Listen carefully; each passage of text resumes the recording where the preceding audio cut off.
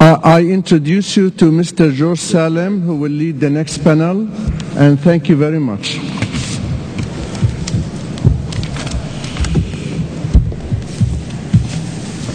Thank you, Saliba. Good morning, everyone.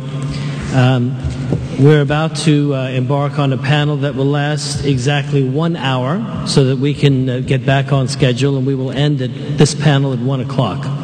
And it's, I think, one of the most important panels of the conference in the sense that it is focusing on the investment in human resources. All of the work that we do on economic development starts really with a human dimension, making sure that your workforce is properly educated, properly trained, has the skill sets in order to be able to compete in the global economy. And we are very blessed to have with us 3 panelists who are some of the finest examples of the investment in human capital that exists in Palestine today.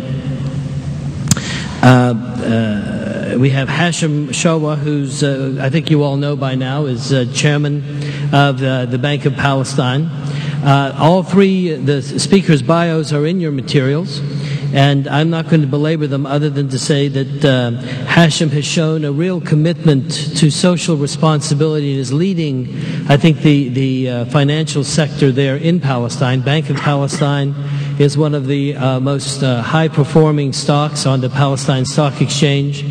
Their expansion into all of the villages and their introduction of modern banking technology, from internet banking to credit cards and all of these various aspects, is a tribute to Hashim and his training in other banks in the West and his leadership at Bank of Palestine.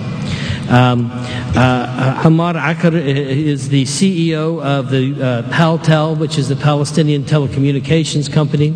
Paltel is one of the leading sectors, the telecommunications sector in Palestine, and we are really fortunate to have him here with us today. By the way, all 3 of our speakers are Western educated. They all have advanced degrees from either U.S. institutions or U.K. institutions. Ammar has his B.S. and M.S. From Edinburgh University in Pennsylvania and from Kent State. Those of you that are my age will remember Kent State very well from a number of contexts. And we have Bassem Khoury, who is the founder and CEO of Aker. Aker is one of the great success stories of Palestine. He has really led the pharmaceutical manufacturing sector there in Palestine. Prior to his service as, and you'll hear more about Aker in Bassem's presentation. Bassem is the president of the Federation of Industry, a past president of the Palestinian Federation of Trade, and is a former minister of economy. Each of these individuals and the institutions that they represent here today employ hundreds of people in Palestine, and in the case of Bassem, employs hundreds in Europe and Malta and other manufacturing facilities elsewhere. So we're very blessed to have them with us here today. Why don't we start from the very right and then move left? If you could come up, please, Ammar Aker, who's the president of Paltel. Unless you want to sit there. Why don't you, if you wish to sit? No, I'll sit there. Okay, it's okay. You guys want to No, it's fine. Just easier to speak while sitting, you know. You talk more. If you stay there, you're going to finish quick. This way I make sure that I speak for 1 hour and don't leave any time for the rest of the speakers. I have no problem with that. Well, good morning or good afternoon. I'm the CEO of Paltel. Paltel was established in 1996 as the first telecom operator in Palestine. We granted the license 14 years ago, and we became one of the publicly listed companies in Palestine. We make up almost 35% of the volume of trade on a daily basis in the Palestinian stock market, and our market cap is almost 17% of the GDP of Palestine. We employ 3,000 people directly. The number of employees are 3,000 within Paltel as a group of companies. And indirectly, we believe, according to some studies that we've done, that we employ indirectly almost 35 to 40,000 people among the network of distributors, suppliers, and all the indirect jobs that we create. We very much focus on CSR, on corporate social responsibility, and we are very active. We were the first company to establish a special foundation for the development work in Palestine, and one of the few in the Middle East, actually. So we have Paltel Foundation that is responsible for all the development programs. We focus on youth, we focus on technology. We just created a program called PC for All. We will send computers to all remote areas. We train people on internet and computers, women empowerment in those remote areas. We also focus on education. We gave out 400 scholarships last year for people to go to school and colleges in the West Bank and Gaza. A quite good number of them for med schools, because people actually get higher GPAs in Palestine, but they cannot afford going to med schools, so we sponsor them for paying their tuition in college, and in addition to the rest of majors, IT, engineering, business, and other things. We also here actually we're trying to focus in cooperation with PITA, the Palestine Information Technology Association, to have Palestine recognized by the U.S. companies as an outsourcing destination, where we can actually use the talent, and we have so much talent in IT in Palestine that we're trying to capitalize on, and hopefully create more jobs in outsourcing, whether for the IT companies, for the call center. We created a company for a call center. It has 500 people. We're hoping to increase that number to 1,000 and then 2,000 by creating jobs for the call center. We have so many people that speak fluent English in the West Bank, especially Ramallah area, with U.S. accent, not with a thick accent like mine. No, they speak fluent English, as you guys do.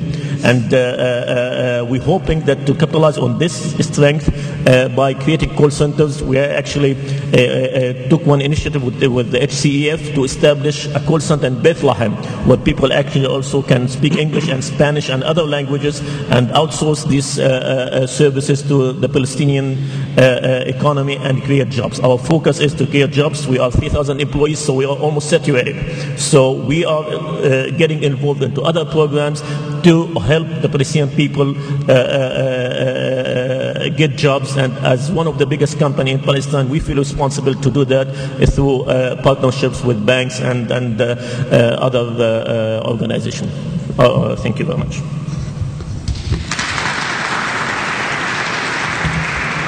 Said 1 hour. Well, we're supposed to take questions, Hashim, you know. But I didn't finish my my notes here. That was a trick. Well, actually, for you to know, I cheated my notes from his paper. Then down here, he has to come up with different thoughts.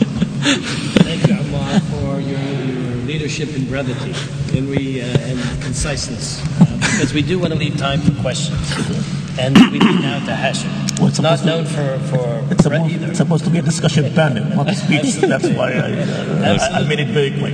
Absolutely. There was also sometimes, you know, you have a question? There are some. Oh, this one is not. Okay. You want to go? You want to? We will also show some movies about Paltel, about I don't know if we do it now or we'll do it later. And Hashim, I think we'll do the same. You have some. Yeah. Let's run the movie clips. I think Paltel have one now. Well, this movie was supposed to be for the shareholders' annual meeting, so it has some figures and financial indicators. It's not the focus of this, but that's the only movie we had in English in order to present it to you. Thank you. See that movie? That's okay.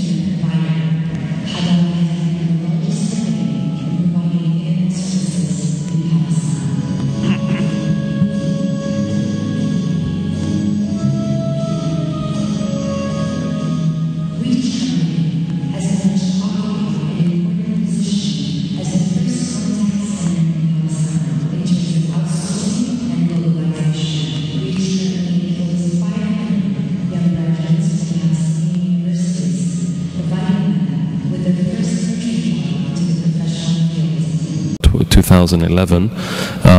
So each year we actually not only bring these as visitors, but we actually bring them as participants in our companies, and they add value to our business, and we will benefit directly, they will benefit, they will enjoy, and have that work experience, and so the CCC, Paltel and Bank of Palestine and the PIF will collectively offer regular internships throughout the year to those youth.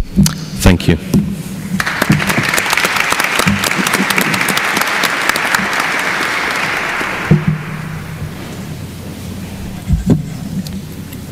We have a 3-minute tape on Bank of Palestine, then we'll turn to Mr. Bassem Khouri, and then we've been joined by another panelist who we're delighted is able to join us, that I will introduce after Bassem speaks.